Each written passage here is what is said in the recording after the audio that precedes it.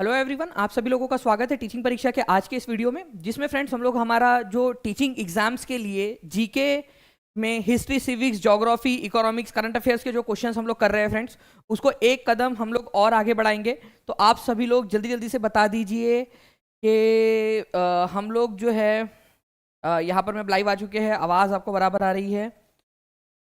Very good. सभी को good evening friends. जी जी, स्वागत है, सभी लोगों का स्वागत है।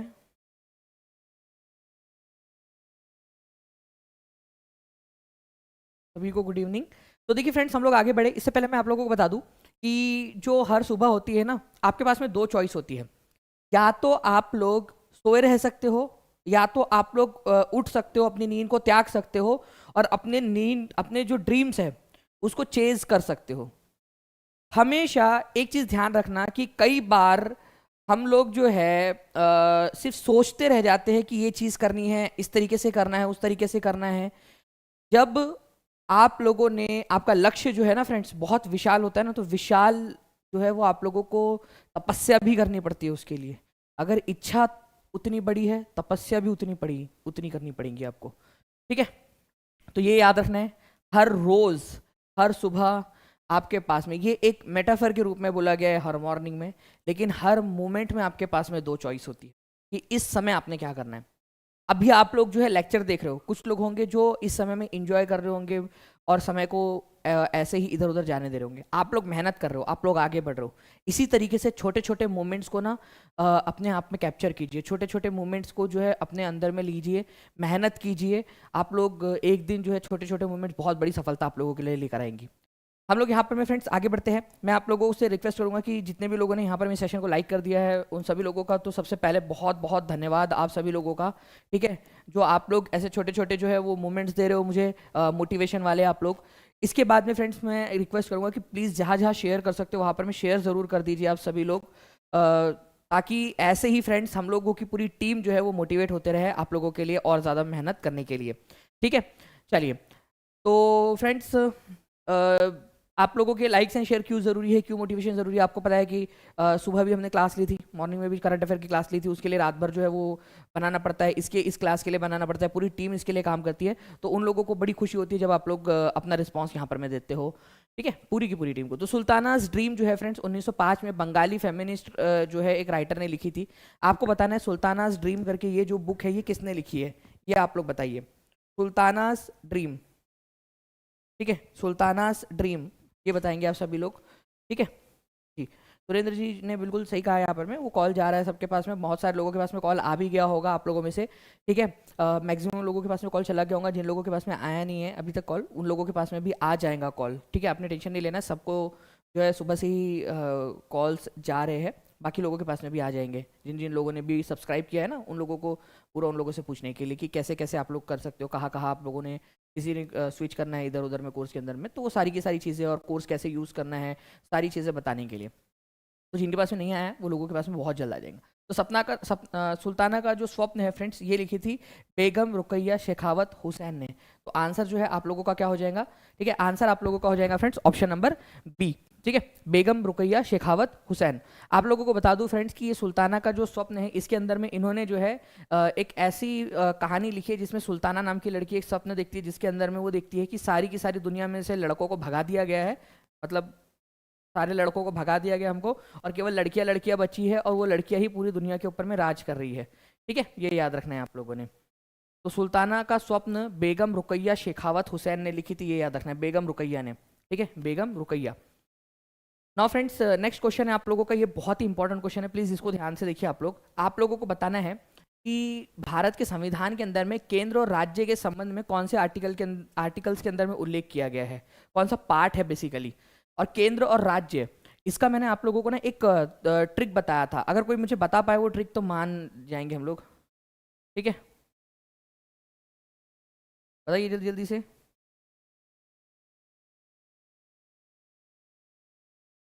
जी, जिन जिनके पास में कॉल नहीं आया उन लोगों के पास में आ जाएगा अभी आज। जी, तो देखिए फ्रेंड्स, अगर मैं बात करूं आप लोगों से, तो हम लोगों में संबंध कब अच्छे रहेंगे? हम मिले, तुम मिले, ठीक है, और आगे का लाइन मुझे नहीं याद। ठीक है, बताइए क्या था वो गाने के अंदर में। तो एक और एक जो है फ्रेंड्स 11 हो जाते हैं अगर मिल जाए तो एक और एक 11, वेरी गुड। यहाँ पर मैं किसने, बहुत सारे लोगों ने, क्या बात है यार, मेरे बच्चे बड़े हो गए। ठीक है, तो एक और एक जो है 11 हो जाते हैं। तो पार्ट नंबर 11 के अंदर में सेंटर स्टेट रिलेशन, संबंधों के बारे में लिखा है। तो याद है आप लोगों को। ठीक है, ये बड़ी खुशी की बात है कि देखो आप लोगों ने ट्रिक लगा ली है, ट्रिक से याद हो गया आप लोगों को, है ना। चलिए, बहुत अच्छी बात है फ्रेंड्स। तो जो है एक और एक 11, 11 नंबर का जो पार्ट है उसमें केंद्र और राज्य के संबंधों के बारे में बताया गया है आप लोगों को। भारतीय पुरातत्व सर्वेक्षण की स्थापना कब हुई थी? Archaeological survey of India, ASI। तो ASI की स्थापना कौन से साल के अंदर में हुई थी, ये आप लोगों को बताना है। आर्कियोलॉजिकल सर्वे ऑफ इंडिया जो है फ्रेंड्स, इसकी स्थापना हुई थी 1861 के अंदर में। उस समय में अगर मैं बात करूं आप लोगों से, भारत के वायसराय कौन थे, ये क्वेश्चन आता है आप लोगों से। आर्कियोलॉजिकल सर्वे ऑफ इंडिया के, ठीक है, फर्स्ट डायरेक्टर जनरल कौन थे? फर्स्ट डायरेक्टर जनरल, ठीक है, पहले डायरेक्टर जनरल कौन थे आर्कियोलॉजिकल सर्वे ऑफ इंडिया के, ये भी कहा आप लोगों से पूछा जाता है। फादर ऑफ इंडियन आर्कियोलॉजी, ये क्वेश्चन एक और आता है आप लोगों से। तो देखिए ये जो क्वेश्चंस है ना जो आप लोगों से पूछे जाते हैं वो सारे के सारे मैं आप लोगों से यहाँ पर मैं बता रहा हूँ आप लोगों को। फादर ऑफ इंडियन आर्कियोलॉजी, ठीक है, फादर ऑफ इंडियन आर्कियोलॉजी। तो ध्यान से समझिए आप लोग कि सबसे पहले तो आर्कियोलॉजिकल सर्वे ऑफ इंडिया की स्थापना 1861 के अंदर में हुई थी, ये हम लोगों ने देख लिया है यहाँ पर में। दूसरी चीज़ आप लोगों को याद रखना है कि इस समय में भारत के वायसराय कौन थे फ्रेंड्स? इस समय में भारत के वायसराय थे लॉर्ड कैनिंग, ठीक है, Lord Canning. Plus archaeological survey of India के पहले जो है डायरेक्टर जनरल कौन थे? Alexander Cunningham, Alexander Alexander Cunningham, Cunningham, ठीक है, कनिंगम। और इन्हीं को जो है friends father of Indian archaeology भी कहा जाता है। और ये भारत के पहले भारत के आर्कियोलॉजिकल सर्वे ऑफ इंडिया के पहले जो है वो डायरेक्टर जनरल भी थे। तो ये पॉइंट बहुत ही इंपॉर्टेंट है आप लोगों का, ठीक है। चलिए, तो हम लोगों ने आंसर लगा दिया है और 2-3 आंसर इसके साथ में हम लोगों ने और भी देख लिए हैं इसके। तो आंसर इसका ऑप्शन नंबर ए हो जाएगा आप लोगों का। अलेक्जेंडर कनिंगम पहले डायरेक्टर जनरल थे, ठीक है। आर्कियोलॉजिकल सर्वे ऑफ इंडिया की स्थापना 1861 में हुई थी लॉर्ड कैनिंग के समय में। Mehrgarh the Neolithic settlement is located in which province of Pakistan? Mehrgarh बड़ा ही इंपॉर्टेंट जगह है फ्रेंड्स, ठीक है। कौन सी वाली जगह, कौन से वाले समय काल की है? पहली बात तो आप लोगों ने एक चीज़ ये याद रखना है कि जो आप लोगों का बेसिकली अगर हम लोग बात करेंगे फ्रेंड्स यहाँ पर में मेहरगढ़ की, तो मेहरगढ़ जो है ये पैलियोलिथिक, मेजोलिथिक या नियोलिथिक, जो 3 कालखंड है ना हमारे पूरा पाषाण, हमारे पाषाण काल के, ठीक है, जब हम पत्थरों में जंगलों में रहा करते थे, ठीक है, पत्थरों के सहारे से, तो ये नवपाषाण काल की जगह है। नियोलिथिक मतलब अभी जब हम लोगों ने खेती का इस्तेमाल करना स्टार्ट कर दिया था, तो नियोलिथिक काल की जगह है मेहरगढ़। एनवीएस में आया था कि मेहरगढ़ जो है कौन से कालखंड की जगह है, तो नवपाषाण काल की जगह है। पाकिस्तान में बलूचिस्तान प्रांत है एक, वहां पर में ये जगह आप लोगों को मिलेंगी। यहाँ पर मैं आप लोगों को करीब 7000 साल पहले जो है कपास उगाने के सबूत आप लोगों को मिलते हैं, ठीक है। तो ये आप देख रहे हो यहाँ पर में है पाकिस्तान, आज का पाकिस्तान, और यहाँ पर में बलूचिस्तान नाम का जो प्रांत है ना, वहाँ पर में आपको मेहरगढ़ नाम की जगह मिलेंगी, इस जगह पे मेहरगढ़। ओके, चलिए ये याद रखना है आप लोगों ने। iOS में टीचिंग परीक्षा ऐप कैसे डाउनलोड करें? तो iOS के अंदर में गीतिका शर्मा जी एक बार ना आपको कॉल करना पड़ेगा, उसके अंदर में टीम आपको बता देंगी कि iOS के अंदर में, एंड्रॉयड में तो आसान है, एप्पल्स के जितने भी फ़ोन हैं आप लोगों के उसके अंदर में वो आराम से कैसे उसको डाउनलोड किया जा सके, उसकी उसकी जो प्रोसेस है वो बता देंगे आप। प्रायद्वीप जो है फ्रेंड जनरली क्या होता है? प्रायद्वीप, ठीक है, तो प्रायद्वीप या जो पेनिनसुला होता है वो जनरली एक ऐसा हिस्सा होता है आप लोगों का जो पानी से एक साइड से, 4 साइड से, 2 साइड से या 3 साइड से, कितने साइड से घिरा हुआ होता है। तो प्रायद्वीप, जब भी ये शब्द आप लोग सुनो, ठीक है, भारतीय प्रायद्वीप भी एक आता है, तो याद रखना हमेशा आप लोगों ने ये 3 साइड से घिरा हुआ होता है, ठीक है, 3 साइड से। तो जैसे भारत का प्रायद्वीप है, ये भारतीय प्रायद्वीप, इसको बोला जाता है भारतीय प्रायद्वीप, ठीक है, इंडियन पेनिनसुला।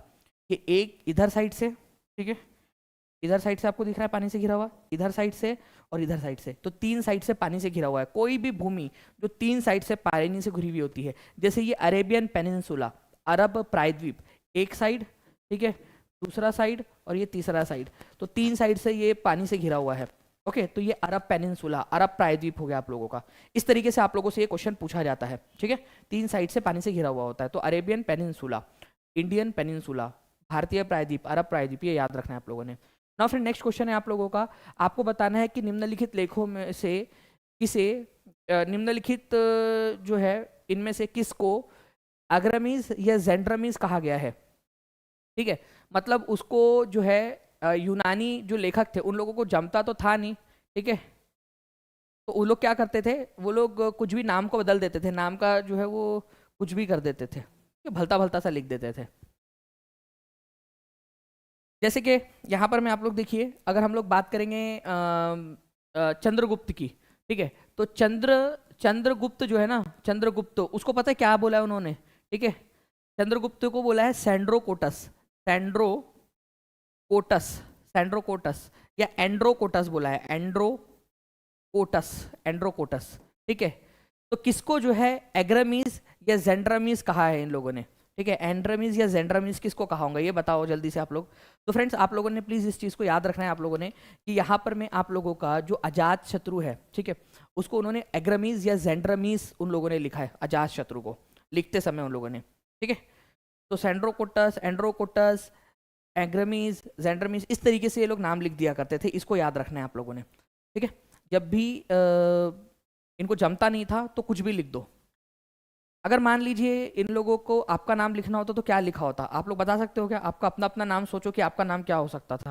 मैं अपना नाम भी सोच रहा हूँ कि मेरा नाम क्या, अगर मान लो यूनानी लोगों के पास में उस समय मेरा नाम होता तो मेरा नाम क्या लिख देते वो लोग, ठीक है। तो आपका नाम क्या लिख दिए होते, ठीक है। तो वो भी आप लोग देख लेना अपना अपना। बाकी फ्रेंड्स आगे बढ़ने से पहले मैं आपको बता दूं कि टीचिंग परीक्षा को आप लोग इंस्टाग्राम के ऊपर में भी सर्च कर सकते हो, ठीक है, ताकि आप लोगों को इंपॉर्टेंट फीड्स वहाँ पर में मिलती रहे। चहलगमी, ठीक है, चहलगनी या group of 40 was set up by which rulers, Chahalgani या 40 लोगों का समूह किस शासक द्वारा स्थापित की गई थी। चहलगनी, मान लीजिए कि मैं राजा हूँ, ठीक है, फॉर एग्जाम्पल, ठीक है, मैं यहाँ पर मैं एक छोटा सा टापू है उसको मैंने ले लिया, मान लो 4x6 जो है फीट का, और यहाँ पर मैं उसका राजा अपने आप को घोषित कर दिया मैंने। अब मैं यहाँ पर मैं क्या करूँ, बहुत सारे मतलब ये शासन चलाना है मेरे को पूरा, तो क्या कर सकता हूँ, 40 लोगों को रखूंगा यहाँ पर मैं अपने आसपास में, ठीक है, मेरे मंत्रिमंडल में जो मेरे को सलाह दिया करेंगे। तो चहलगनी बेसिकली एक छोटा सा मंत्रिमंडल टाइप का था जहाँ पर में 40 लोग हुआ करते थे, ठीक है, तुर्किश ओरिजिन के, जो राजा को सलाह दिया करते थे। तो ये जो चहलगनी वाली जो प्रथा है, ठीक है, ये किसने स्टार्ट की थी, तो इल्तुतमिश ने स्टार्ट की थी, ये याद रखना है आप लोगों ने। चहलगनी 40 लोगों का समूह। आपको बता दूं फ्रेंड्स कि एक एग्जाम थी जिसके अंदर में क्वेश्चन आया था कि चहलगनी जो है ये कौन से वंश के होते थे, तो तुर्किश वंश के होते थे, ये याद रखना है आप लोगों ने, ठीक है, तुर्किश, ठीक है, तुर्किश, तुर्किश या तुर्क लोग होते थे, ये तुर्क ओरिजिन के होने चाहिए थे, ये कंपलसरी था इन लोगों के लिए अगर आप लोगों को ये यहाँ पर में रखना है तो, ठीक है। तो अमीर चहलगनी या 40 लोग इनको कहा जाता था, ठीक है, जो भी इंपॉर्टेंट वाले जो सबसे ज़्यादा फेथफुल इनके स्लेव्स होते थे। फेथफुल स्लेव्स का मतलब आप लोग समझ लीजिए फ्रेंड्स यहाँ पर में कि जो है जो आपके जो सबसे भरोसेमंद लोग हैं, ठीक है, उन लोगों को यहाँ पर अपने आसपास में रखो, ये वाली बात थी इनकी। तो आंसर आप लोगों का इल्तुतमिश हो जाएगा। इल्तुतमिश गुलाम वंश का शासक था जिसने 1211 से 1236 तक शासन किया, और अमीर चहलगनी की इसने शुरुआत की थी। 40सा या 40ही भी इसको बोला जाता था, जिसके अंदर में 40 लोग होते थे जो आसपास रहते थे इसके राजा के, और राजा को सलाह दिया करते थे। इसको बंद किसने कर दिया गया, किसने कर दिया था, ये चहलगनी जो था, इसको एंड किसने किया था, एंड किसने किया था, अगर ये क्वेश्चन आ जाए तो, अगर ये क्वेश्चन आ जाए कि इसको खत्म किसने किया था, एंड किसने किया था, तो इसको एंड किया था बलबन ने, ये भी याद रखना है आप लोगों ने, ठीक है, बलबन ने इसको खत्म कर दिया था बाद में आकर, ठीक है, बाद में आकर इसको खत्म कर दिया था। नेक्स्ट क्वेश्चन की तरफ में आगे बढ़ते हैं फ्रेंड्स हम लोग। यहाँ पर में पुरातात्विक स्थल इनाम गांव कहाँ पर में स्थित है, तो पुरातात्विक स्थल जो है एक इनाम गांव नाम का, ये आप लोगों को कहाँ पर में मिलेगा, तो इनाम गांव नाम की जो जगह है फ्रेंड्स, ये आप लोगों को कर्नाटक में, उत्तर प्रदेश में, गुजरात में, महाराष्ट्र में कहाँ पर में मिलेंगी, इनाम गांव नाम की जगह। इनाम गांव जो है ये आप लोगों को मिलेगा फ्रेंड्स महाराष्ट्र में, ठीक है, पुणे के पास में एक जगह है आप लोगों की, पुणे के पास में एक जगह है, ठीक है, इनाम गांव। ये इनाम गांव एक रिवर के किनारे पे बसा हुआ है, ठीक है, एक नदी है, ठीक है, उस नदी का नाम क्या है, इस नदी का नाम है घोड़ नदी, घोड़, ठीक है, घोड़ नदी है, उसके किनारे के ऊपर में यहाँ पर में बसा हुआ है ये इनाम गांव। ये घोड़ नदी जो है बाद में जाकर जो है भीमा नदी में जाकर मिल जाती है, भीमा में, और ये भीमा नदी खुद जाकर जो है कृष्णा नदी में जाकर मिल जाती है बाद में, कृष्णा नदी में। तो भीमा नदी जो है वो कृष्णा नदी की सहायक नदी है, और घोड़ नदी भीमा की सहायक नदी है, ठीक है। तो इनाम गांव आप लोगों का घोड़ नदी के किनारे के ऊपर में बसा हुआ है, ठीक है। तो घोड़ नदी के किनारे पे बसा हुआ है इनाम गांव। यहाँ पर में जो जितने भी लोग मरते थे, ठीक है, मतलब सभी जगह पे मरते थे लोग, लेकिन यहाँ पर में जो भी मरेगा, ठीक है, उसको जो है फ्रेंड्स उत्तर की तरफ में सर रख के दफना दिया जाता था, नॉर्थ की तरफ में सर रख के, हमेशा उत्तर दिशा में सर रख के दफनाने की प्रथा थी इन लोगों की, ये भी याद रखना है आप लोगों ने, ठीक है। चलिए, तो इनाम गांव आप लोगों को यहाँ पर में महाराष्ट्र के अंदर में मिलेगा, ये याद रखेंगे आप सब। नाउ फ्रेंड्स, निम्नलिखित में से किसे भारत का बादशाह खान भी कहा जाता है? बादशाह खान ऑफ इंडिया, अल्लामा इकबाल को, ठीक है, खान अब्दुल गफ्फार खान को, मौलाना अब्दुल कलाम आज़ाद या मौलाना मोहम्मद अली को? बताइए। बादशाह खान के नाम से भी फेमस है वो, बादशाह खान। मैं आप लोगों को एक बात बताऊँ, इन्होंने क्या किया था, इन्होंने जो है ना एक आंदोलन भी चलाया था, खुदाई खिदमतगार नाम से। एक आपको हिंट दे दिया, खुदाई खिदमतगार नाम से एक शांतिपूर्ण आंदोलन चलाया था। इनको जो है फ्रंटियर गांधी भी कहा जाता है, पाकिस्तान का गांधी भी इनको कहते हैं, ठीक है। ये इंडिया पाकिस्तान के बंटवारे के बहुत खिलाफ थे। इन्होंने शिकायत की थी कि भाई क्यों तोड़ रहे हो हमारे देश को, इतना प्यारा देश है हमारा, क्यों अलग कर रहे हो, जबकि खुद ये मुस्लिम थे। तो खान अब्दुल गफ्फार खान जो है, इनको बादशाह खान भी कहा जाता है, फ्रंटियर गांधी भी इनको कहते हैं। प्लस ये पहले नॉन इंडियन थे, क्योंकि अब तो ऑब्वियस ही बात है, इनका जो इनका घर था वो पाकिस्तान वाले एरिया में चला गया था। ये बड़े नाराज़ थे उससे, कई दिनों तक पाकिस्तान ने इनको जेल में भी रखा था, ठीक है। तो बाद में इनको जो है भारत रत्न से भी सम्मानित किया गया। तो पहले विदेशी व्यक्ति बन गए थे ये जो भारत रत्न से सम्मानित हुए।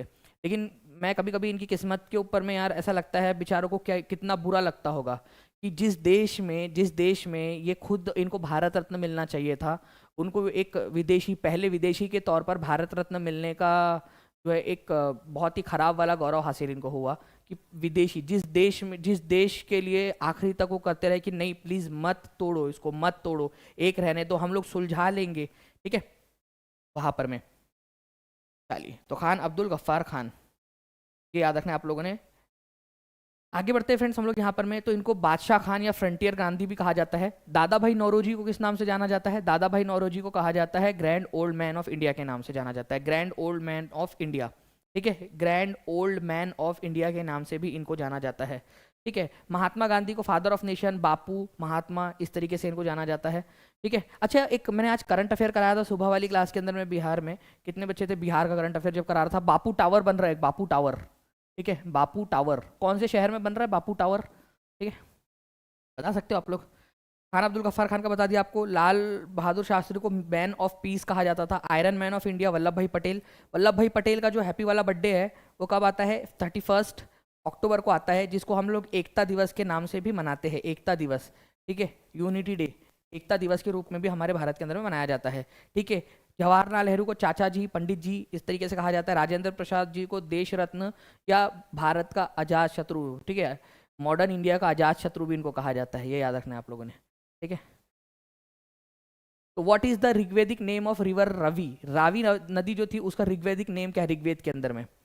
तो ऋग्वेद जो कि सबसे प्राचीन वेद है, आपको पता है सबसे पुराना वेद, चारों वेदों में सबसे पुराना वेद जो है ऋग्वेद है, ठीक है, सबसे ओल्डेस्ट। इसके अंदर में रावी नदी को किस नाम से जाना गया है? वितस्ता, असिकनी, शुतुद्री, ठीक है, परुष्णी। तो परुष्णी नदी के नाम से इसको जाना गया है। आप लोगों को बता दूं फ्रेंड्स एक चीज़ यहाँ पर में बहुत ही इंपॉर्टेंट वाली है आप लोगों की, ठीक है। अभी जो है ना एक बड़ी वो चल रही है, ठीक है, बहस चल रही है, भारत नाम है, इंडिया नाम रखे, क्या रखे। तो मैं आपको बता दूं फ्रेंड्स कि ऋग्वेद के अंदर में एक जगह के ऊपर में ये उल्लेख आता है कि एक भारत कबीला था, ठीक है, भारत कबीला था, ठीक है, ठीक है, और इधर साइड में 10 जो है अलग अलग कबीले थे, 10 अलग अलग कबीले थे इधर साइड में। इन लोगों के बीच में जो है युद्ध हुआ था रावी नदी या पारुष्णी नदी के किनारे के ऊपर में, जिसको 10 राजन युद्ध कहा जाता है, ठीक है, 10 राजन युद्ध, क्योंकि 10 राजाओं के साथ में भारत कबीले ने लड़ाई लड़ी थी और भारत कबीला जीत गया था इसके अंदर में, ठीक है, भारत कबीला जीत गया था। तो इस वजह से जो है फ्रेंड्स यहाँ पर मैं आप लोगों को एक चीज़ और पता चलती है कि भारत जो है, जो एनसीईआरटी में यहाँ पर मैं दिया हुआ है कि भारत जो है एक लोगों का समूह था, ठीक है, जो इस साइड में नॉर्थ ईस्ट इंडिया में लिखा था। आपको जो आपकी सीटेट की एग्जाम है उसके अंदर में एक बार क्वेश्चन आया भी था आप लोगों का कि भारत शब्द का उल्लेख हम लोगों को एनसीईआरटी के अंदर आप लोगों को जो है ऋग्वेद के अंदर में मिलता है। तो भारत कबीले के लोग कहाँ रहा करते थे? तो नॉर्थ ईस्ट में रहा करते थे, यहाँ पर में नॉर्थ ईस्ट के अंदर में, ठीक है, नॉर्थ ईस्ट इंडिया के अंदर में, ये भी याद रखना है आप लोगों ने, नॉर्थ ईस्ट इंडिया में, इधर साइड में, ठीक है। चलिए, इसके अलावा जो है फ्रेंड्स अब भारत बात निकली है तो थोड़ा सा हम लोग और इसको मैं आप लोगों को समझा देता हूँ। आप मुझे बता सकते हो कि हमारे कौन से आर्टिकल के अंदर में जो है हमारे देश का नाम लिखा हुआ है, ठीक है, कौन सा आर्टिकल है? तो प्लीज़ इसको याद रखना आप लोग, आर्टिकल नंबर वन जो है उसमें लिखा हुआ है हमारे देश का नाम होगा इंडिया, ठीक है, दैट इज भारत, ठीक है, Bharat shawl be a union of states, union of states, ठीक है, यूनियन ऑफ स्टेट्स। तो ये याद रखना है, हमारे भारत के आर्टिकल नंबर 1 में, हमारे भारत के संविधान के पहले ही आर्टिकल के अंदर में दोनों नाम लिखे गए हैं, इंडिया और भारत। तो हमारे देश के दोनों नाम हैं हमारे संविधान के अनुसार, आर्टिकल नंबर 1 के अंदर में ही दिया हुआ है, ठीक है। आर्टिकल नंबर 1 में इंडिया दैट इज भारत, ठीक है, इंडिया जिसको भारत भी कहा जाता है या भारत जिसको इंडिया भी कहा जाता है, shawl be a union of states. तो आप लोगों से एक और चीज़ यहाँ पर में सवाल क्लियर हो गया आप लोगों का कि भारत क्या है। तो भारत जो है यूनियन ऑफ स्टेट्स है, ठीक है, भारत फेडरेशन नहीं है, ठीक है। भारत क्या है, एक यूनियन, एक संघ है, जो अलग अलग राज्य है उनका एक संघ है, जिसमें से किसी अलग अलग राज्यों को ये अलाउड नहीं है कि वो बाहर निकल जाए करके, ठीक है। इससे ये याद रखें आप सभी लोगों ने।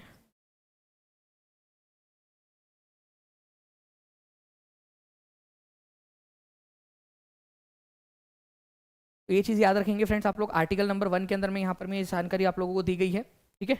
India that is Bharat will be a union of states. Now friends next question की तरफ में हम लोग यहाँ पर में आगे बढ़ते हैं आप लोगों के, ठीक है। आप लोगों का मैं आपको बता दूं फ्रेंड्स कि जो झीलम नदी है आप लोगों की, झीलम नदी, इसको वितस्ता कहा गया है, ये याद रखना है आप लोगों ने, ठीक है, वितस्ता कहा गया है इसको। ओके, चेनाब नदी को असिकनी कहा गया है, ठीक है, चेनाब नदी को, रावी नदी को परुशनी, बियास नदी को विपाश कहा गया है, बियास नदी को विपास, सतलज को शतुद्री, ठीक है, गोमती नदी को गूमल, कुर्रम नदी जो है उसको क्रूमू, और घग्गर नदी को जो है यहाँ पर में दृशादवती कहा गया, दृशादवती, दृशादवती। ओके, एक एक करके मैं आप लोगों से ना इसके अंदर में क्वेश्चन भी पूछूंगा आपके जोड़ियां मिलाने वाले आने वाले लेक्चर के अंदर में, ठीक है। टेलीग्राम के ऊपर में भेज देना सर, ये जी बिल्कुल सुने तो त्यागी जी, ये वाला मैं अभी टीम प्लीज़ जो है हमारे प्यारे प्यारे बच्चों के लिए ये वाली जो स्लाइड है इसको प्लीज़ टेलीग्राम के ऊपर में सेंड कर देना, अगर पॉसिबल हो तो अभी भेज दीजिए ताकि उन लोगों को मिल जाए, सारे लोगों को, ठीक है। चलिए friends, the government of India act 1919 was also known as, Bharat सरकार अधिनियम 1919 को किस नाम से जाना जाता है, ठीक है। देखिए फ्रेंड्स, अगर मैं आप लोगों से बात करूं, दो एक्ट आप लोगों को याद रखने हैं, एक है एक है काउंसिल ऑफ इंडिया एक्ट 1909, इसको किस नाम से जाना जाता है, और गवर्नमेंट ऑफ इंडिया एक्ट 1919 इसको किस नाम से जाना जाता है। ये दोनों ही बड़े इंपॉर्टेंट से पॉइंट है आप लोगों के। 1909 वाला जो है आप लोगों का, ठीक है, इसको कहा जाता है Morley Minto reforms, Morley Minto reforms, Minto reforms के नाम से इसको जाना जाता है, ठीक है। और इसको जाता है आप लोगों का, ये जो आप लोगों का 1919 वाला है, इसको मॉन्टेग्यू चैम्सफोर्ड रिफॉर्म्स के नाम से जाना जाता है, ये याद रखना है आप लोगों ने, मॉन्टेग्यू चैम्सफोर्ड, चैम्सफोर्ड, ठीक है। तो मॉन्टेग्यू चैम्सफोर्ड रिपोर्ट या मॉन्टेग्यू चैम्सफोर्ड रिफॉर्म्स, दोनों ही नाम से इसको जो है आप लोग बोल सकते हो। तो 1909 वाला जो है आपका, लॉर्ड मॉर्ले उस समय भारत के secretary of state for India थे, और लॉर्ड मिंटो भारत के वायसराय थे, ये वायसराय थे, वायसराय, ठीक है। और वैसे ही यहाँ पर मैं भी बात करूँ तो मॉन्टेग्यू जो है हमारे secretary of state for India थे, और चैम्सफोर्ड जो है वायसराय थे, तो दोनों ने मिलकर बनाया था इसको, इसी वजह से मॉन्टेग्यू चैम्सफोर्ड रिफॉर्म्स, ठीक है। और इसको जो है आप लोग मॉर्ले मिंटो रिफॉर्म्स के नाम से जानते हो, ठीक है। अच्छा, एक और चीज़ बताओ आप लोगों को, अब यहाँ पर मैं बात निकली है तो एक और चीज़ आप लोगों को बता देता हूँ मैं यहाँ पर मैं, ठीक है। अब जब निकली है बात तो एक चीज़ और बता देता हूँ आप लोगों को, ठीक है। ये तुम्हारा जो चचा का लड़का था लॉर्ड मिंटो, ठीक है, लॉर्ड मिंटो, ठीक है, ये भारत का क्या था, वायसराय था, 1909 का जब आया ना, तो भारत का ये वायसराय था, ये याद रखना है आप लोगों ने। इसी को कहा जाता है, ठीक है, भारत के अंदर में, भारत के अंदर में जो सांप्रदायिक, ठीक है, सांप्रदायिक जो है आप लोगों का सांप्रदायिक जो निर्वाचक मंडल है, ठीक है, निर्वाचक, ठीक है, निर्वाचक मंडल जो है आप लोगों का, सांप्रदायिक निर्वाचक मंडल, इसका जो है सांप्रदायिक निर्वाचक मंडल का जन्मदाता इसको कहा जाता है, जन्मदाता, ठीक है, जन्मदाता, father of communal representation, father of communal representation. इसके अंदर में क्या किया गया था मैं बताता हूँ आपको। ये जो तुम्हारा कजन भाई था, ठीक है, अंग्रेज भाई, ठीक है, इसने क्या किया, देखो यहाँ पर में इसने बोला कि भारत के अंदर में हिंदू और मुस्लिम जो है बड़े प्यार से रहते हैं सभी लोग, तो क्या करते हैं हम इसमें फूट डाल देते हैं। मुस्लिम्स को जो है कुछ एक्स्ट्रा अधिकार दे दो, तो ऑब्वियस सी बात है कि यहाँ पर मैं इनको थोड़ा सा बुरा लगेगा हिंदूज को और बाकी लोगों को।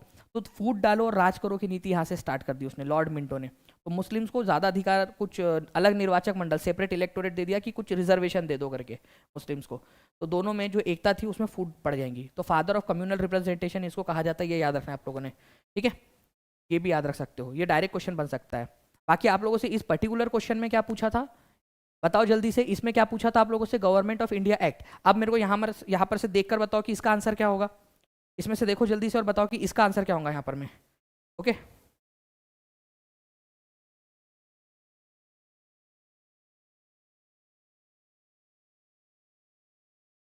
जी। तो देखिए फ्रेंड्स, अगर हम लोग यहाँ पर में बात करेंगे तो मॉन्टेग्यू चेम्सफोर्ड रिफॉर्म रिपोर्ट जो है इसका आंसर हो जाएगा पर्टिकुलरली आप लोगों का। D is the correct answer, ठीक है। Now friends, where was first session of Indian National Congress to be held, was to be held, ठीक है। ओके, तो देखिए फ्रेंड्स, यहाँ पर मैं अगर मैं बात करूँ आप लोगों से, ये question D triple S B के अंदर में पूछा गया था, ठीक है। डी ट्रिपल एस बी, ठीक है, जो पीआरटी है आप लोगों का 2022 के अंदर में मार्च महीने के अंदर में हुआ था, जो स्पेशल एजुकेटर का था आप लोगों का, स्पेशल एजुकेटर, स्पेशल एजुकेटर, ठीक है। एक उसके अंदर में ग्रामेटिकल एरर था, वो मैंने आप लोगों को बता दिया, इंग्लिश के अंदर में आप देख लेना उसको, ठीक है। वो इंग्लिश में क्वेश्चन पेपर में ही गलत था वो। तो भारतीय राष्ट्रीय कांग्रेस का प्रथम अधिवेशन कहाँ आयोजित किया जाना था, जाना था कहाँ पर में आयोजित होना था। तो देखिए फ्रेंड्स, 1885 के अंदर में कांग्रेस की स्थापना हुई, 1885 के अंदर में, ओके। पहले इन्होंने सोचा कि इसको कहाँ पर में आयोजित करेंगे, हम लोग पूना में आयोजित करेंगे, ठीक है, पूना में। बट उस समय में पूना के अंदर में जो है ब्यूबोनिक प्लेग फैला हुआ था, तो बोले यार प्लेग वहाँ पर में फैला हुआ है, महामारी फैली हुई है, तो पूना से कैंसिल करके इसको कहाँ पर में शिफ्ट कर दिया गया, बॉम्बे में शिफ्ट कर दिया गया। ये याद रखना है आप लोगों ने। तो इसको पहले बार कहाँ पर में आयोजित किया जाना था, पूना में आयोजित किया जाना था। पहले इसकी जो लगा डिसाइड किया गया था, सबसे पहले वो डिसाइड किया गया था पूना में आयोजित करने का इसको। तो ये बहुत ही इंपॉर्टेंट वाला पॉइंट है, इसको याद रखेंगे आप सभी लोग, ठीक है। पुणे में आयोजित करने का डिसाइड हुआ था यहाँ पर में, लेकिन वहाँ फ्लैग नहीं फैला हुआ था, प्लेग फैला हुआ था, प्लेग प्लेग, ठीक है, प्लेग। तो बॉम्बे में हुआ था ये, ठीक है। चलिए, तो ये भी आप लोग याद रख सकते हो फ्रेंड्स। नाउ कुछ इंपॉर्टेंट वाले आप लोगों के जो इंडियन नेशनल कांग्रेस के सेशंस है, ये भी चाहिए आप लोगों को, ठीक है, ओके। फ्लैग के कारण नहीं हुआ था रे मेरे लालो, इतने सारे लोग कैसे कर सकते गलती। प्लेग है वो, प्लेग हिंदी में लिख देता हूँ आप लोगों के लिए, देखो यहाँ पर मैं, प्लेग ऐसा वाला प्लेग, ठीक है, प्लेग। फ्लैग नहीं था, फ्लैग क्यों फैलाएंगे भाई, ठीक है, फ्लैग। अरे आप नहीं सुन रहे, बहुत सारे लोग लिख रहे फ्लैग, प्लेग प्लेग। हाँ, ये अमृता रानी ने सही लिखा है एकदम, हाँ बिल्कुल, शिवानी वर्मा ने भी सही स्पेलिंग लिखी है। देखिए, तो ये आप लोगों का है फ्रेंड्स, आप लोग इसको क्या कर सकते हो, आप लोग इसको जो है टेलीग्राम से ले सकते हो, ठीक है। यहाँ पर मैं ये पूरी जो इंपॉर्टेंट वाले सेशंस की लिस्ट है आप लोगों की, जो आप लोगों के हुए थे 1885 के अंदर में, 1896 के अंदर में, ठीक है, रहमतुल्लाह सयानी थे, कलकत्ता में सेशन हुआ था आप लोगों का, पहली बार जो है जनगण मन गाया गया था यहाँ पर में, ठीक है। लखनऊ के अंदर में जो है आप लोगों का 1899 के अंदर में होता, रोमेश चंद्र दत्त इसके अंदर में थे, ठीक है। गोपाल कृष्ण गोखले बनारस में ये सेशन हुआ था जिस समय बंगाल का विभाजन हुआ। दादा भाई नौरोजी फिर से बने थे कलकत्ता में 1906 के अंदर में। और इस समय में जो है फ्रेंड्स पहली बार स्वराज का नारा दिया गया था, ठीक है, हमें स्वराज चाहिए करके। नाउ इस क्वेश्चन का आंसर का आप लोग करेंगे, निम्नलिखित में से कौन सा युग्म सही सुमेलित नहीं है, कौन सा वाला सही नहीं है ये बताना है आप लोगों ने। सारे के सारे देखिए और बताइए यहाँ पर मैं,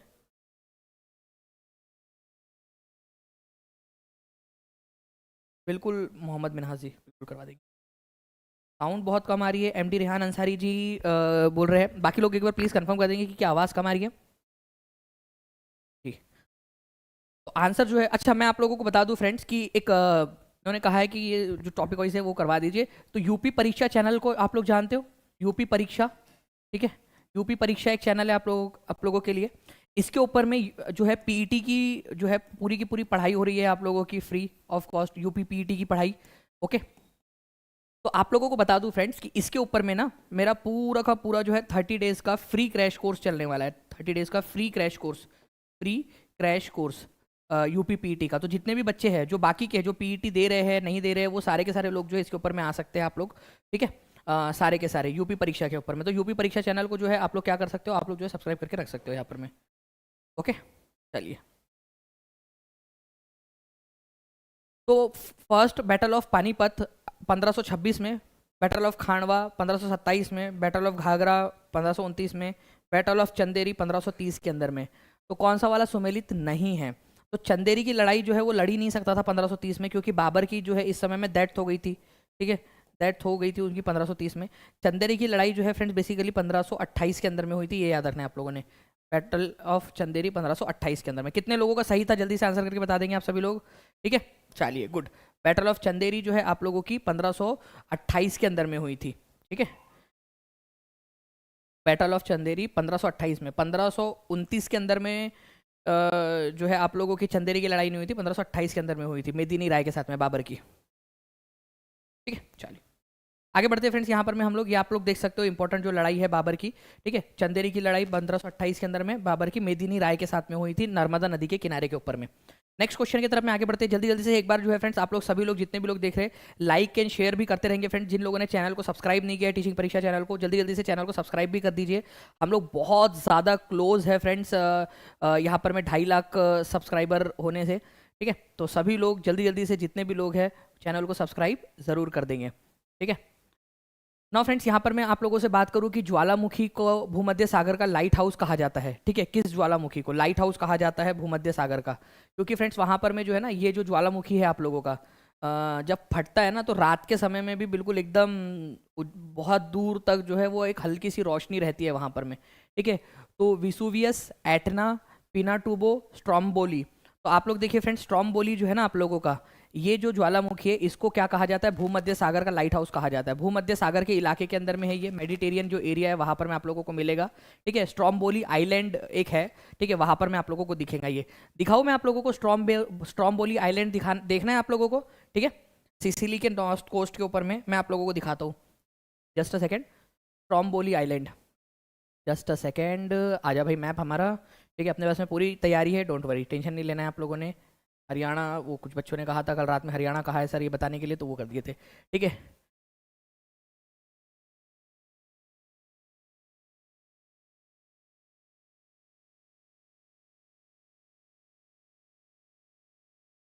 स्ट्रोम्बोली आइलैंड। ठीक है, स्ट्रोम्बोली आइलैंड जो है हम लोग यहाँ पर मैं देख लेते हैं। मैं आपको दिखा देता हूँ, यहाँ पर मैं आप लोग देख सकते हो फ्रेंड्स। ठीक है, स्ट्रोम्बोली आइलैंड यहाँ पर मैं आप लोगों को आई होप दिखाई दे रहा होगा। ठीक है, ये भूमध्य सागर है और यहाँ पर में देखिए आप लोग स्ट्रोम्बोली आइलैंड है यहाँ पर में, इस जगह पे। ठीक है, थोड़ा सा जूम और करते हैं, हमारा भारत भी देख लेते हैं हम लोग। ये है हमारा भारत यहाँ पर में। ठीक है, और इसके इधर में जाओगे तो यहाँ पर मैं आप लोगों को दिखेगा फ्रेंड्स भूमध्य सागर, ये है भूमध्य सागर।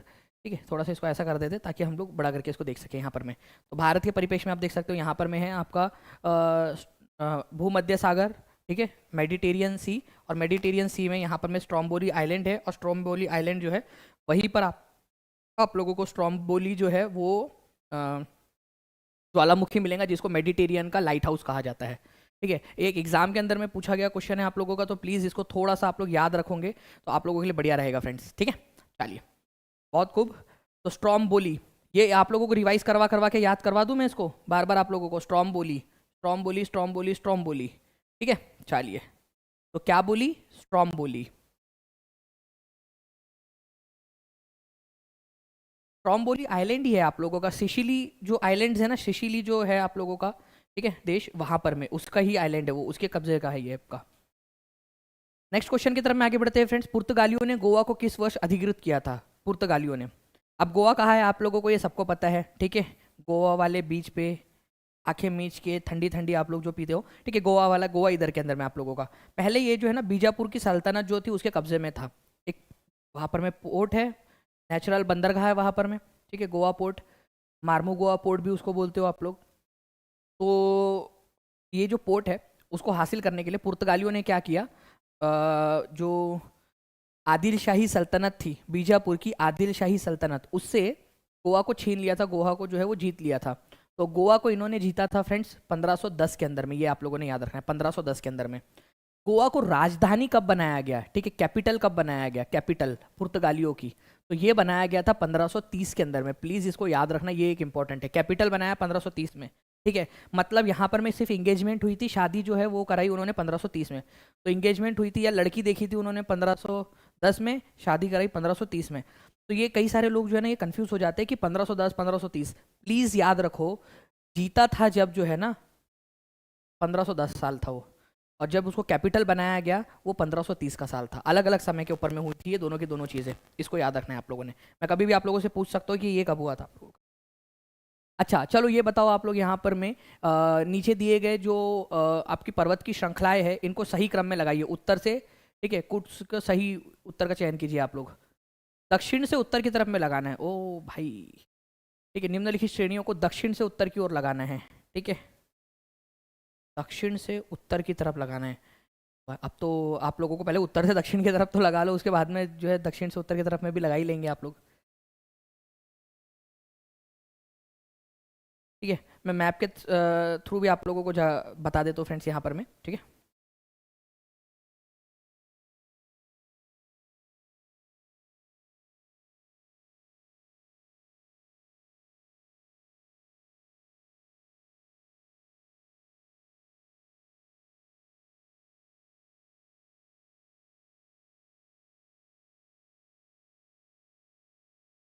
चलिए। तो फ्रेंड्स आप लोगों के यहाँ पर मैं देखिए मेरे पास में पर्टिकुलरली आप लोगों के जो है वो आंसर्स यहाँ पर में आने स्टार्ट हो गए हैं। ठीक है, अगर हम लोग इस पर्टिकुलर क्वेश्चन की बात करें तो इसका आंसर आपका ऑप्शन नंबर ए हो जाएगा यहाँ पर में। Option number A is the correct answer. आपको क्या करना है, नीचे से ऊपर की तरफ में लगाना है। कैसे, तो ध्यान से देखिए आप लोग। अगर मैं भारत को यहाँ पर मैं थोड़ा सा ऐसे बनाने की कोशिश भी करूँ आप लोगों के लिए, ठीक है, ऐसा हल्का सा बनाने की कोशिश भी करूँ थोड़ा सा, तो यहाँ पर मैं काराकोरम रेंज है सबसे ऊपर में, जो है काराकोरम रेंज है आप लोगों की, काराकोरम रेंज सबसे ऊपर में, ये आप लोगों को याद रखना है। इसी में K2 भी है आप लोगों का, जो सबसे ऊंची छोटी हमारी। तो 4 जो है सबसे लास्ट में आना चाहिए। तो यहाँ पर मैं 4 नहीं आ रहा लास्ट में, क्योंकि आपका नॉर्थ वाला जो है सबसे लास्ट में आना चाहिए, यहाँ जो है वो लास्ट में आना चाहिए। काराकोरम रेंज है ये, यहाँ पर मैं सबसे ऊपर में। तो एक ही जगह है जहाँ पर मैं 4 सबसे आखिरी में दिया था, तो वही हमारा आंसर हो जाएगा। उसके बाद में अगर मैं बात करूँ यहाँ पर मैं फ्रेंड्स, तो आप लोगों का जो लद्दाख रेंज है काराकोरम के जस्ट नीचे में है आप लोगों की। काराकोरम के नीचे में यहाँ पर मैं आप लोगों को लद्दाख रेंज मिलेगी, लद्दाख। और लद्दाख के जस्ट नीचे में है आपकी झांसकर रेंज। ठीक है, वही झांसकर रेंज आप लोगों की। ठीक है, ये याद रखना है आप लोगों ने, यहाँ पर में है झांसकर रेंज। तो एक क्वेश्चन भी बनता है कि लद्दाख रेंज कौन से दो रेंजेस के बीच में है। मैं आपको दिखाने की कोशिश करता हूँ। ये है लद्दाख रेंज, दिख रही है आप लोगों को लद्दाख रेंज। तो लद्दाख जो है ये काराकोरम और झांसकर रेंज के बीच में है। ठीक है, लद्दाख जो है आप लोगों की, ठीक है, काराकोरम और झांसकर माउंटेन रेंज जो है उनके बीच में लद्दाख की रेंज है। ये याद रखना है आप लोगों ने, पहले ये क्लियर करो आप लोग। काराकोरम जो है वो लद्दाख, काराकोरम और झांसकर के बीच में है लद्दाख। एनसीईआरटी के अंदर में भी दिया हुआ है, एक क्वेश्चन भी पूछा था सीटेट के अंदर में आप लोगों से, कि लद्दाख जो है वो लद्दाख जो है काराकोरम के उत्तर में है, लद्दाख काराकोरम के दक्षिण में है, काराकोरम उत्तर में पड़ता है, उसके ऊपर में काराकोरम है, फिर लद्दाख है और फिर झांसकर है। तो हम ये बोल सकते हैं कि लद्दाख जो है झांसकर के उत्तर में है और काराकोरम के दक्षिण में है। तो काराकोरम, लद्दाख और झांसकर, ठीक है, KLZ, ये याद रख लो आप लोग। ठीक है इसको। और फिर उसके बाद में जो है ना फ्रेंड्स, यहाँ पर मैं आप लोगों की धौलाधार जो है आप लोगों की रेंज आप लोगों को देखने के लिए मिलेंगे आप लोगों को। ठीक है, तो धौलाधार जो श्रेणी है आप लोगों की, पर्वत श्रेणी उसके नीचे में है आप लोगों की। ठीक है, तो सबसे नीचे में आप लोगों की धौलाधार श्रेणी आप लोगों को मिलने वाली है। तो आंसर आपका ऑप्शन नंबर ए हो जाएगा। तो प्लीज़ इसको याद रख लेंगे आप लोग। ठीक है, काराकोरम, लद्दाख है यहाँ पर में, फिर यहाँ पर में झांसकर है और यहाँ पर में धौलाधार रेंज आप लोगों को मिलेगी। ठीक है, धौलाधार रेंज। तो इस तरीके से एटलीस्ट अगर आपको ये पहले 3 भी पता होते तो भी आप लोग बहुत आसानी से आंसर कर सकते थे। ठीक है, जल्दी से बताओ ये पॉइंट याद रहेगा क्या? एटलीस्ट ऊपर वाला आप लोग कर लोगे क्या? ठीक है जी। जी हाँ, असम परीक्षा स्टडी जो है इन्होंने बिल्कुल बता दिया। एक बार मैंने आपको बताया था कल जाएंगे पीडीएस लेने के लिए। ठीक है, तो कल जाएंगे पीडीएस लेने के लिए। ठीक है, तो यहाँ पर मैं इसको कैसे याद रख सकते थे, कल जाएंगे पीडीएस लेने के लिए, कल, ठीक है, जाएंगे, ठीक है, कल जाएंगे पीडीएस लेने के लिए। तो जाएंगे, जाएंगे से ऐसा याद रखते थे, पीडीएस लेने, पीडीएस लेने, पब्लिक, ठीक है, जो आप लोगों का यहाँ पर में डिस्ट्रीब्यूशन सिस्टम जो है उसके उसके हम लोगों ने कर दिया था, कल जाएंगे पीडीएस लेने के लिए। तो कल से काराकोरम, क से काराकोरम, ल से लद्दाख और जाएंगे से झांसकर था, कल जाएंगे, ठीक है, पीडीएस लेने। तो पीर पंजल, धौलाधार और शिवालिक। तो पीर पंजल, धौलाधार और शिवालिक, पीडीएस है ये, ऐसे याद रख सकते हो आप लोग, पीडीएस, पीर पंजल, धौलाधार और शिवालिक, ऐसे भी इसको याद रखा जा सकता था। कल जाएंगे पीडीएस लेने, तो कल से काराकोरम और फिर लद्दाख, फिर जाएंगे से झांसकर रेंज, ठीक है, फिर पीडीएस लेने। आप लोग जो राशन की दुकान पे जाते हो तो ना पीडीएस लेने के लिए जाते हो आप लोग। ओके, तो पब्लिक डिस्ट्रीब्यूशन सिस्टम आप लोगों का, ऐसा समझ लीजिए आप लोग यहाँ पर में। ओके, तो पीडीएस, पीर पंजल, हौलाधार और फिर शिवालिक रेंज आप लोगों की। ठीक है, चलिए मैं आप लोगों से एक बार पूछूंगा कि बड़ा वाला क्वेश्चन बना दूं कि एक 6 वाला बना के लेकर आऊं कल मैं? आप लोग रेडी हो? ठीक है, ओके।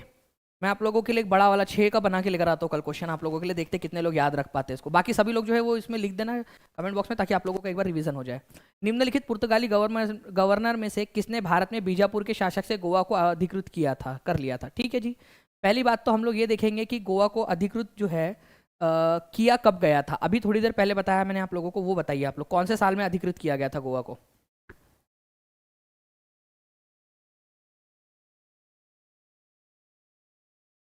गोवा को अधिकृत कर लिया गया था, ठीक है, पुर्तगाली गवर्नर से।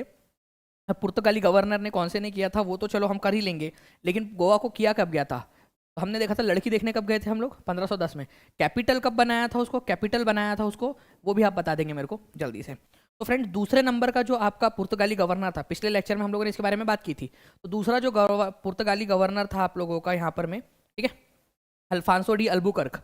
ठीक है, इसके समय में इसको किया गया था। तो अल्फांसो डी अल्बुकर्क जो है इसका आंसर हो जाएगा। फ्रांसिस्को डी अल्मेडा ये पहला गवर्नर था, फर्स्ट गवर्नर था, और अल्फांसो डी अल्बुकर्क जो है ये सेकंड नंबर का गवर्नर था पुर्तगालियों का। इसने जो है फ्रेंड सबसे पहले भारत के अंदर में सती प्रथा के ऊपर में रोक लगाई थी। तो सबसे पहले मतलब गोवा में, ठीक है, गोवा और उसके जो इलाके थे, तो कौन सा पुर्तगाली गवर्नर था? ठीक है, अगर आप लोगों से बोला जाए तो इंग्लिश में तो पोर्तुगीज लिखते हैं ना इसको, तो पोर्तुगीज गवर्नर था आप लोगों का, गवर्नर था, ठीक है, गवर्नर था जिसने सती प्रथा पे रोक लगा दी थी। ठीक है, सती प्रथा को अपने इलाके में रोक दिया था पोर्तुगीज गवर्नर, वो था आप लोगों का फ्रेंड्स अल्फांसो डी अल्बुकर्क, ये याद रखना है। और भारतीय जो महिलाएं हैं उनके साथ में शादी करने को, जो विधवा महिला है उन लोगों के साथ में प्रोत्साहित किया था। तो ऐसा कहा जाता है कि अल्फांसो डी अल्बुकर्क का उसके पीछे में भी एक राजनीति थी, ठीक है, कि भाई अब कोई यहाँ पर में जो है शीला या चिकनी चमेली जैसी कौन थी वो गाने के अंदर में, वो मैडम साहब जो जाके इनसे तो करेंगे नहीं कि वल्ला हबीबी वल्ला वल्ला हमारा प्रपोजल स्वीकार करो, ये लोगों को तो बाहर ही समझते थे वो लोग। ठीक है, तो ये लोग क्या करते थे, इन लोगों ने यहाँ पर में अल्फांसो डी अल्बुकर्क ने क्या किया, जो भारतीय महिलाएं थी, ठीक है, उन लोगों को जो है बोला कि जाओ, जो लोग जिनके पतियों की मृत्यु हो गई है उनसे शादी कर लो करके, उनका क्या हो जाएगा, उन लोगों को सहारा मिल जाएगा, और यहाँ पर मैं तुम लोगों को पत्नी मिल जाएंगी, और हम लोगों को जो है वो यहाँ पर में बच्चे लोग मिल जाएंगे, जिससे कि हमारी पॉपुलेशन बढ़ेंगे उन लोगों की। तो बेसिकली ये एक क्रिटिकल पॉइंट कहा जाता है अल्फांसो डी अल्बुकर्क का सती प्रथा को बैन करने के पीछे, जो भी रहा हो। बट भाई किसी भी महिला से शादी करना, ठीक है, उसको मतलब बेसिकली उसकी मर्जी से, ऑब्वियस सी बात है, उसकी मर्जी के खिलाफ नहीं करते थे। ठीक है, उसको सहारा देना, उसको जला देने से तो अच्छा ही था कम से कम, ठीक है, कि उसको जला देने से तो अच्छा ही था। तो अल्फांसो डी अल्बुकर्क जो है था, इसने क्या किया, पुर्तगीज जो इलाके थे वहां पर में उसने सती प्रथा के ऊपर में बैन लगा दिया था। ओके, ये भी याद रख सकते हो आप लोग। अल्फांसो डी अल्बुकर्क, इसी ने गोवा को जीता था बीजापुर सल्तनत से। और बाद में नीनो दा कुन्हा नाम का एक आया था, ठीक है, नाम बड़ा ही मस्त है उसका, नीनो दा कुन्हा, ठीक है, नीनो दा कुन्हा, ठीक है, उसने क्या किया था, 1530 में गोवा को राजधानी बना दिया था। 1530 के अंदर में नीनो दा कुन्हा जो था बीजापुर जो पुर्तगालियों का गवर्नर आया था एक, नीनो दा कुन्हा, 1530 में उसने कैपिटल बना दिया था गोवा को। बाद में गोवा वैसे आज़ाद कब हुआ भारत, मतलब गोवा जो है भारत में कब विलय हुआ, इसका ये भी बता दो यार, इतना खर्चा हो ही गया है मालिक। तो भारत में कब आया गोवा, ये भी आप लोग बता ही देंगे। ठीक है, लाइक एंड शेयर करते रहेंगे फ्रेंड्स सभी लोग जल्दी जल्दी से। ठीक है, तो अल्फांसो डी अल्बुकर्क जो था फ्रेंड्स, ये याद रखना है आप लोगों ने, पुर्तगालियों का गवर्नर था। 1509 से 1515 के बीच में ये भारत के अंदर में पुर्तगालियों का गवर्नर बन के रहा, और 1510 में इसने गोवा को जीत लिया था बीजापुर की सल्तनत से, और छीन लिया था हमसे 1961 तक। ठीक है, 1961 के अंदर में भारत के अंदर में जो है गोवा को मिलाया गया, पुर्तगालियों को वहां से भगाया गया था। ठीक है, ये भी याद रखना है आप लोगों ने। तो भारत में मिलाने के लिए, भारत में विलीन करने के लिए गोवा के ऊपर में कौन सा ऑपरेशन चलाया गया था, अब ये भी बता दो यार, थोड़ा थोड़ा खर्चा ज़्यादा होता जा रहा है, कोई बात नहीं। तो कौन सा ऑपरेशन चलाया गया था ये भी बता दीजिए, और खर्चे के चक्कर में आप लोगों को नॉलेज बेस बढ़ रहा है, रिवीजन हो रही है, कौन सा ऑपरेशन चलाया गया था ये भी बता देंगे आप लोग। ठीक है, तो ये भी अपने आप में एक बहुत ही इंपॉर्टेंट क्वेश्चन है, गोवा को भारत में मिलाने के लिए कौन सा ऑपरेशन चलाया गया था। वेरी गुड फ्रेंड्स, बहुत बढ़िया। तो देखिए कुछ लोगों के बच्चे यहाँ पर में आंसर आ भी रहे हैं। ऑपरेशन विजय जो है यहाँ पर में चलाया गया था आप लोगों का, ये याद रखना है आप लोगों ने, ऑपरेशन विजय। ठीक है, ये भी याद रखेंगे आप लोग। तो 17 दिसंबर 1961 को भारत ने जो है ना प्लेन से करीब 30,000 सैनिकों को प्लेन से अलग अलग एरिया से भेजा, फिर बाद में जमीन के रास्ते से, समुद्र के रास्ते से, सब तरफ से भेजकर घेर लिया था गोवा को। गदर पार्टी का मुख्यालय कहाँ पर में स्थित था? गदर पार्टी, अब वो गदर पार्टी मतलब ये वाली गदर 2 वाली पार्टी नहीं है, ठीक है, जो अभी आप लोगों ने देखी होंगी। गदर पार्टी बेसिकली यहाँ पर मैं बात हो रही है फ्रेंड्स आप लोगों की, ठीक है। गदर पार्टी जो के जो है सोहन सिंह भाखना, लाला हरदयाल जैसे जो बड़े बड़े नेता थे, इन्होंने अमेरिका में जाकर, ठीक है, सैन फ्रांसिस्को यूएसए के अंदर में इसकी स्थापना की थी। बहुत ही इंपॉर्टेंट क्वेश्चन है। गदर पार्टी की स्थापना हुई कब थी? 1913 के अंदर में हुई थी फ्रेंड, डायरेक्ट क्वेश्चन पूछा जाता है आप लोगों से। तो गदर पार्टी की स्थापना 1913 में हुई थी यूएसए सैन फ्रांसिस्को के अंदर में। इसके जो पहले प्रेसिडेंट थे, फर्स्ट प्रेसिडेंट इस पार्टी के, गदर पार्टी के, ठीक है, ये याद रखना है, सोहन सिंह भाखना थे। सोहन सिंह भाखना, सिंह भाखना, ठीक है। तो सोहन सिंह भाखना जो है इसके अध्यक्ष थे। बाकी जो है फ्रेंड्स लाला हरदयाल भी जो थे उसी से जुड़े थे, लाला हरदयाल, ये हरदयाल, ठीक है, लाला हरदयाल भी इसी से जुड़े हुए थे, लेकिन पहले प्रेसिडेंट नहीं थे वो, उससे जुड़े हुए थे, बाद में बने प्रेसिडेंट। तो प्लीज़ इसको याद रखना। सैन फ्रांसिस्को यूएसए के अंदर में गदर पार्टी की स्थापना 1913 में हुई थी। सोहन सिंह भाखना इसके पहले अध्यक्ष थे, लाला हरदयाल भी इसी से जुड़े हुए थे। ओके, चलिए, तो प्लीज़ इसको याद रखेंगे आप लोग, सभी के सभी लोग। गदर पार्टी की स्थापना सैन फ्रांसिस्को यूएसए 1913 के अंदर में, ठीक है।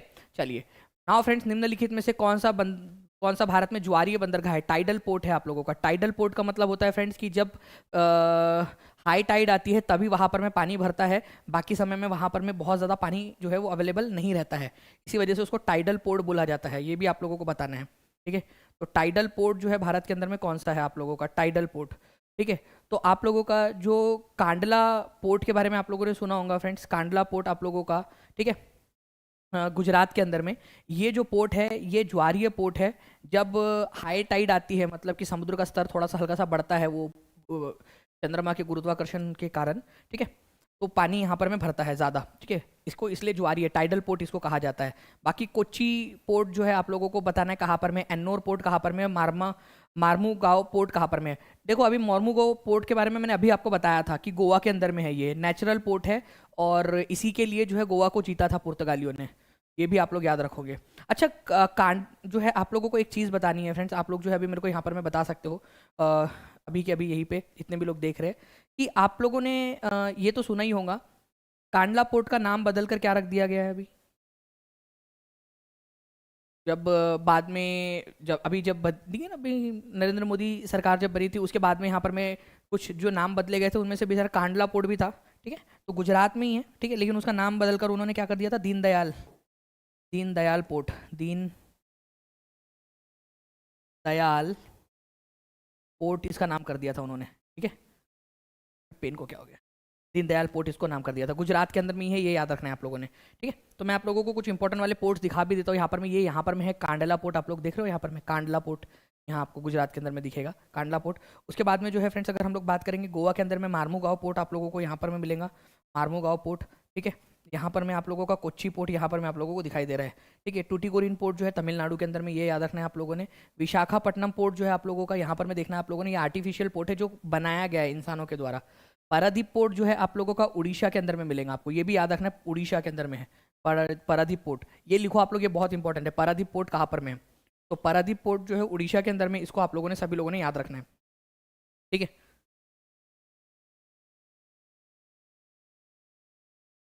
जी, तो कांडला पोर्ट का नाम बदल के क्या कर दिया गया है यहाँ पर में? कांडला पोर्ट का जल्दी से आप लोग बता देंगे मेरे को, ठीक है। दीनदयाल पोर्ट नाम कर दिया गया था इसका, दीनदयाल पोर्ट, ठीक है, ये यहाँ पर मैं लिख भी दिया आप लोगों का।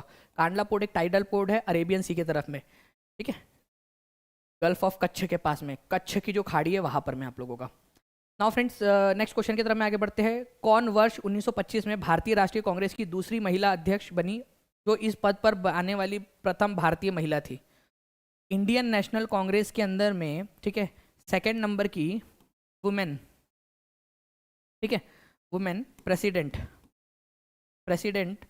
कौन थी? सेकंड नंबर की वुमेन प्रेसिडेंट, जो कि फर्स्ट इंडियन आईएनसी प्रेसिडेंट थी, आईएनसी वुमेन प्रेसिडेंट बनी थी वो। तो ये थी आपकी सरोजिनी नायडू। ये सेशन कहाँ पर में हुआ था ये आप लोगों को बताना है। 1925 में इंडियन नेशनल कांग्रेस का सेशन कहाँ हुआ था, ये देखते कितने लोग आंसर कर पाते, क्योंकि ये भी अपने आप में एक इंपॉर्टेंट क्वेश्चन है। ठीक है, चलिए ये बताइए कि ये सेशन कहाँ पर में हुआ था आप लोगों का। ठीक है, तो कानपुर के अंदर में ये सेशन आयोजित हुआ था, ये याद रखना है आप लोगों ने, कानपुर के अंदर में। ओके, 1925 के अंदर में कानपुर में हुआ था, एकमात्र सेशन आप लोगों का जो कानपुर के अंदर में हुआ। वैसे एनी बेजेंट जो है फ्रेंड्स, ये कलकत्ता सेशन के अंदर में बनी थी 1917 में। ये भी लिख दो आप लोग, कलकत्ता सेशन। काफी सारे लोगों को एनी बेजेंट याद होता है, बट ये कलकत्ता और 1917 भूल जाते हैं। सरोजनी नायडू जो है कानपुर सेशन में बनी थी 1925 के अंदर में। ठीक है, ये दोनों के दोनों पॉइंट भी आप लोगों ने याद रखने, इंपॉर्टेंट एग्जाम के अंदर में हो सकता है आप लोगों से पूछ लिया जाए इसको। ठीक है, इस पर्टिकुलर क्वेश्चन को। ठीक है, याद रहेंगे आप सभी लोगों को ये पॉइंट।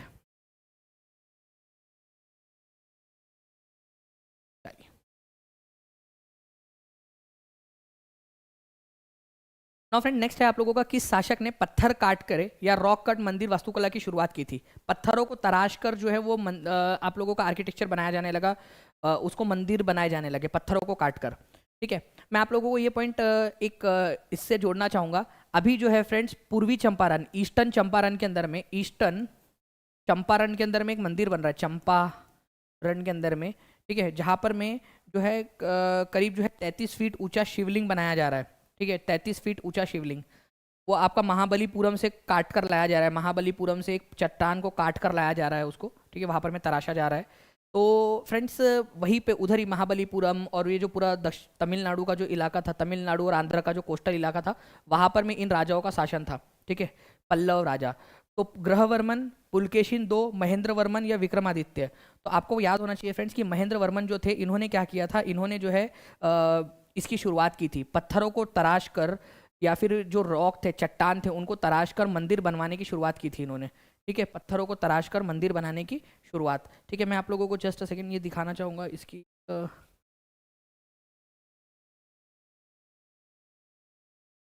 ये देखिए आप लोग। ठीक है, इस तरीके से जो है फ्रेंड्स, पत्थरों को काट कर मंदिर बनाना, ये तो बाद में बना आप लोगों का, ये एलोरा का जो टेम्पल है आप लोगों का, कैलाशनाथ टेम्पल। लेकिन इस तरीके से पत्थरों को तराश कर, पत्थरों को काट कर गुफाओं के अंदर में जो है मंदिर बनाने की शुरुआत सबसे पहले महेंद्र वर्मन ने की थी। ये कौन सा राजा था, पल्लव राजा था, ये भी याद रखना, पल्लव वंश का राजा था, पल्लव वंश का राजा, ये भी याद रखेंगे आप सभी लोग, पल्लव वंश का राजा। तो पत्थरों को तराश कर मंदिर बनाने की शुरुआत करने वाला राजा, ठीक है, पल्लव वंश का पुलकेशिन। ठीक है, जो आप लोगों का पल्लव वंश का जो महेंद्र वर्मन है वो था, ये याद रखना है आप लोगों ने, इंपॉर्टेंट है।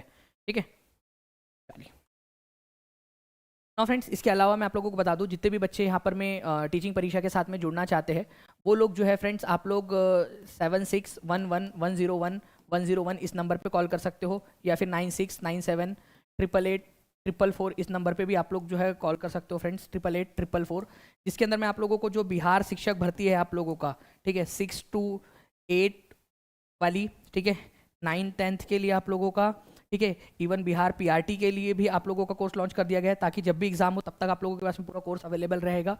ठीक है, DSSS भी जो है फ्रेंड्स, इसके अंदर में जो आपका पीआरटी की बैचेस स्टार्ट हुई हुई है, ठीक है, टीजीटी की बैच स्टार्ट हुई हुई है, उसके अंदर में भी आप कर सकते हो। ओके, तो इन सारी जानकारियों के लिए आप लोग 9697888444 या 7611101101 इस नंबर के ऊपर में कॉल करके जानकारी हासिल कर सकते हो आप लोग। जो भी और आप लोगों के कोई डाउट है, कोई भी समस्या है, कोई परेशानी है, तो उसके लिए भी आप लोग कॉल कर सकते हो फ्रेंड्स, टीम आप लोगों की पूरी तरह से मदद करेंगी।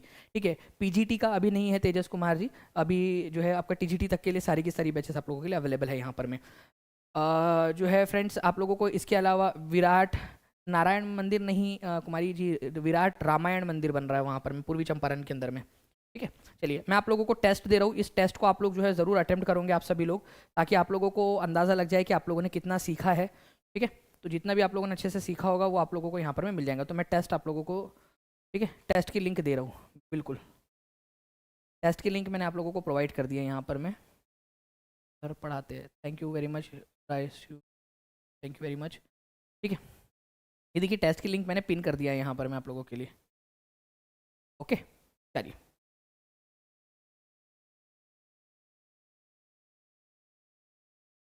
नीता एक बार कॉल कर देना आप पर में।